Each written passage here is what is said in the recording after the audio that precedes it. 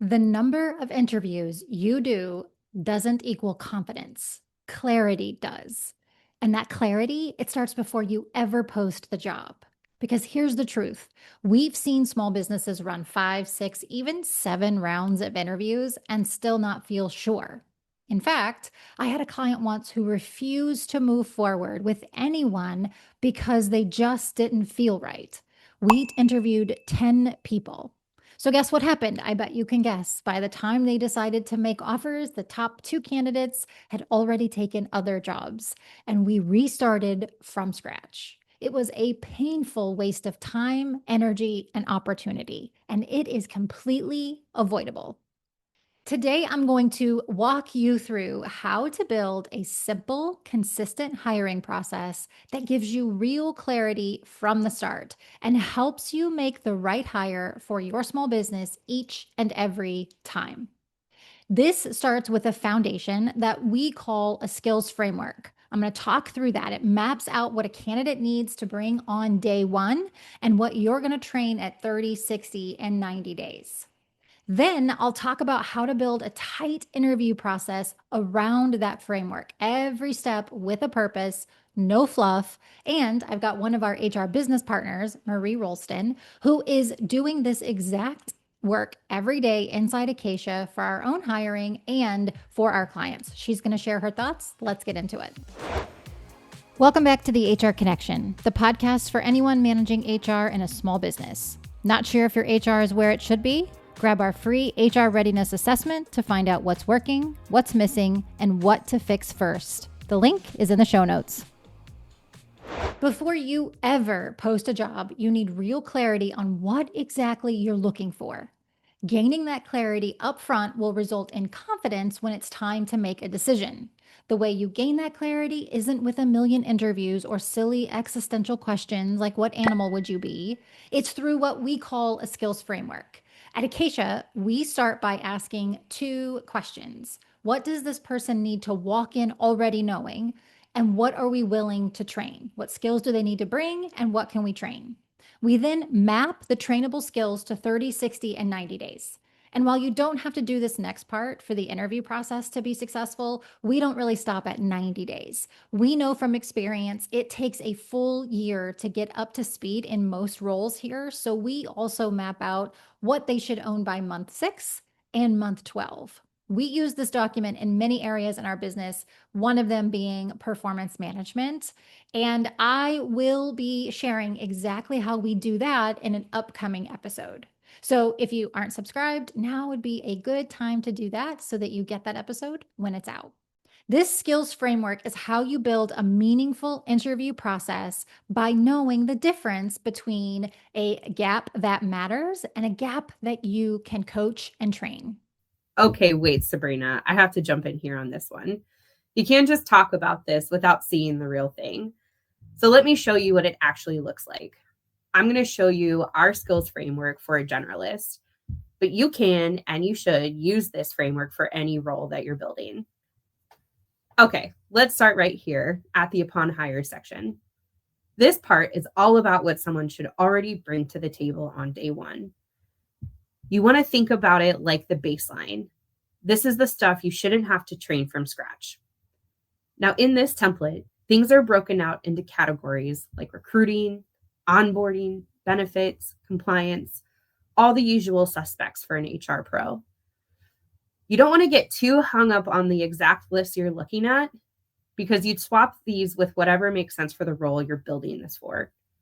The bigger question here is, what do we expect people to know or do the moment they walk in the door? And what I really like here is that it doesn't just stop at the category. It actually shows how it's demonstrated. So instead of saying knows recruiting, this framework spells out reviewing resumes, making offers within approved salary ranges, and pulling together offer letters. Having specifics makes expectations way less fuzzy. When you're building your own version of this, think about your non-negotiables. For some of you, it might be certain systems. Like for us, they have to know how to work our ATS on day one. For others, maybe it's the relationship side, like being able to talk with clients right away. The point here is to make it specific to you and not generic HR speak. After this upon hire section, the template builds out what happens next in those first 30 to 90 days, and then the next 90, and then the rest of the year. It progresses over time. So you start with the basics and then you add more independence, more accountability, or more of that consultant mindset for us. That progression here is what makes this tool so useful. So again, keep it simple. You are only thinking about what do they need to walk in already knowing, and what can we teach them once they're here. Once you can answer those questions, that's when you build your interview questions. It's not these questions, they're not going to be built on some generic competency list pulled off the internet. You're going to use what you've built here in this template. It helps keep the whole team on the same page about what you're looking for, and it makes it easier to coach once the person is in the role. And again, the best part here is that it works for any role: marketing, ops, admin, whatever you got.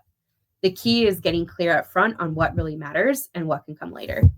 If you are listening and not able to see what Marie was sharing, or you want to use that template in your business, don't you worry.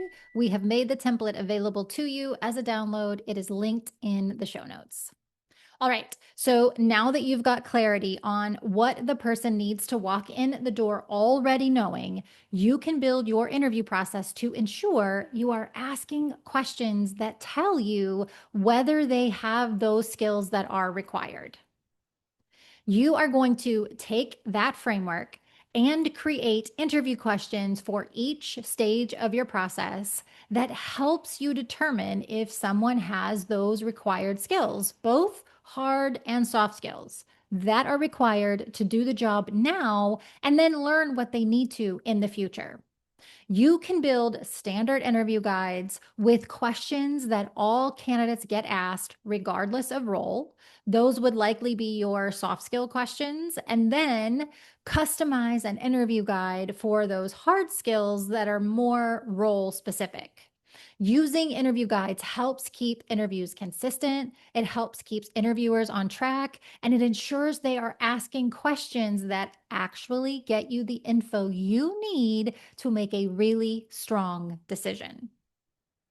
We know that poor interviews lead to poor hires. So, using the framework to build interview guides is going to make your interviews so much more effective. Now, let's talk about the actual interview process, because this is where things usually get a little crazy. The standard process usually starts with an HR screen, asking deal breaker questions around salary, availability, in-office requirements. Then the hiring manager does an interview and asks some of the same questions. Then maybe a panel, maybe a peer, maybe even a director or the hiring manager again. And through it all, the questions barely change. Tell me about yourself. What's your greatest strength? How do you take feedback? Where do you see yourself in 5 years? By round 3, the candidate is checked out and you haven't learned anything more than you did in the first interview, or maybe even off their resume. And you certainly don't know if they can do the job or not. Here's the really hard truth. Most companies keep adding interview steps because they're unsure. They think the extra interviews gives you more data, but they don't. They just give you the illusion of thoroughness. Confidence in a hire doesn't come from more interviews. It comes from better interviews and a more well-rounded structure. So I want to give you our exact hiring process. This is how we structure it for most of our clients and inside of our own business. Step 1. If the HR screen is only confirming salary, location, office requirements, and not asking any real questions around skill set, skip it. All of that can be sent in an email. To save time, build an email template that confirms all of those non-negotiables like salary, location, in office, whatever your non-negotiables are, and send that out with a link to the hiring manager's calendar. This information should already be in your job posting, so it's just reinforcing that clarity. At the end of the email, we say, if you are aligned with all of this, book time on the hiring manager calendars here directly. No calendar Tetris. Now, you could certainly amp up that email with some FAQs about the workplace or other info that might help them screen themselves out. But if all you are doing in that first interview is a filter of basic info, that can be done in an email, saving time from having a call and putting them through an unnecessary round that is just going to repeat questions when the hiring manager meets them anyway. Step two is going to be your first real interview, and that is your hiring manager screen. This is where you test for those non negotiable skills from your framework, the upon hire skills. If it's an accountant, you might ask them to explain gap accounting, as that is a reasonable skill that accountants should come into the workplace already knowing. If you were hiring a generalist, an HR generalist, you might ask how they've handled open enrollment or FMLA. And if you want to assess real skills, if you're in tech and you think you need a skills assessment for that, don't send homework. Do the skills assessment live during that first call as much as possible with the hiring manager. Yes, I literally did this just a couple of weeks ago. We were hiring a generalist, and instead of sending them a project over email, during the interview, I got to say, okay, let's do something interactive. Here's a scenario. An employee comes to you and says X. Walk me through how you would respond. When you do interactive activities like this in the moment, you learn so much more when you hear how someone thinks out loud. And I'm paying attention to more than just the content of their answer. I'm watching for tone, clarity, empathy, because it's not about being perfect, right? It's about how they're actually going to work through a real situation. Right. We aren't trying to get them to answer perfectly or do work for us that we aren't paying them for. We just want to see them put the skills they should already have into quick action. Now, if you are in tech or doing a more complicated role based hiring, I understand you may need to do bigger and more developed skills assessments. My advice is to look at what you are doing and make sure that every step really is giving new information or is necessary to confirm information you already have. If it doesn't do either of those, it simply isn't necessary. Now, once you've confirmed those hard skills, we recommend a soft skills interview, which can be done either through a panel or a peer interview. This is not another round to re ask the same questions. This step is for soft skills and work style fit. Exactly. When we do panels, we tell people straight up, you are not here to test skills, you're here to test collaboration. So instead of rehashing technical stuff, we ask questions like, how do you like to receive feedback? How do you handle competing deadlines? What do you need from a manager to do your best work? If it's a peer interview, we also give them a day in the life. So we'll literally pull up our activity trackers and say, here's what a typical Tuesday looks like for me. And then we just kind of watch their reaction. If they look curious and excited, that's usually a good sign for us. If they look overwhelmed or unsure, that tells us something too. At Acacia, we actually combine both approaches. Our panel always includes a peer plus cross-functional teammates all in one step. Let me give you a few logistical tips after coordinating many panels over the last 14 years. Three quick tips to make them more effective. The first one is to limit it to 3 to 4 people max. If you have anything more than that, it gets a little crazy, a little chaotic, and you probably have people sitting in that don't need to be in there. The 3 to 4 people should be either peers. We'd always have a peer of that individual sitting on the panel, and then cross functional teams, people who this person is going to interact with. The second tip is to curate questions ahead of time. What do I mean by that? We have an interview bank of questions. So it is a number, just a list on a spreadsheet of hundreds of interview questions that panelists can ask. I want them to ask questions they feel good about. I want them to ask questions that help them be able to give the hiring manager their feedback about the candidate. But I also want to make sure that we're not asking the same questions or we're overlapping. And so I have this bank of questions, and we tell panel members, please choose 2 to 3 questions from this bank. And we even train them. We put them through a panel interview training. We show them the bank of questions. And when they are assigned to a panel, we have them check which questions they're going to ask. And that helps the other panel members know that we're not going to repeat questions. We're not going to ask the same ones. So they all come in with 2 to 3 questions, and they know that depending on time, they may not get to ask all of theirs, but we train ahead of time and talk about how the process for the panel will go so that if one person asks a question, they don't ask all three of theirs. We kind of round robin it, and each person gets to ask at least one of their questions. So that curating the panel ahead of time and making sure that panel members know how to interview and have their questions ready to go and we're not overlapping is really important to making them effective. The panel is also so that the candidate can really get a day in the life. So you want to make sure that whatever the panelists are sharing is helping the candidate understand that. And then the third tip is to have the hiring manager sit in or at least watch the interview if you record it. We use an AI note taker in our business and we record all interviews. Of course, we get permission and make sure that the candidate is comfortable with that. And if they're not, we don't. But we do record all interviews so that the hiring manager or myself can go back and watch those interviews to understand how the candidate answered questions previously. Because again, we're not repeating questions. We're getting new information each time. So we will go back in and watch. For many of our clients, the hiring manager will sit in. They may not say anything. They may not ask any questions. They'll just kind of introduce panel members, talk about how panel members will interact with this person when they're in the business, but they don't really ask questions. So we do recommend that the hiring manager have some ability to actually experience the interview as they can.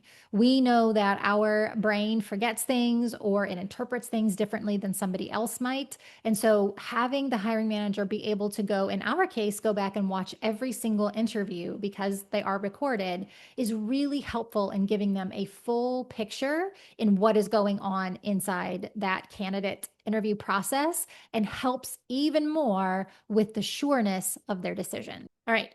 So far, we have done a screening email, a hiring manager interview to confirm the hard skills from the framework, a panel interview to confirm the soft skills from the framework. Now, typically, I do recommend one final conversation. And this one, it's not about skills, it's not about culture fit, it's about alignment. This is usually done by me in this business, or it could be done by the hiring manager.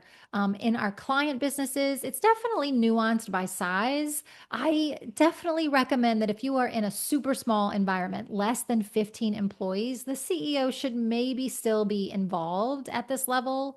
But as that number grows, the person who does this will change. I do love a 1-over-1. I think it's important because it gives you, as the 1-over-1 interviewer, a chance to not only meet the candidate, but assess the process they just went through.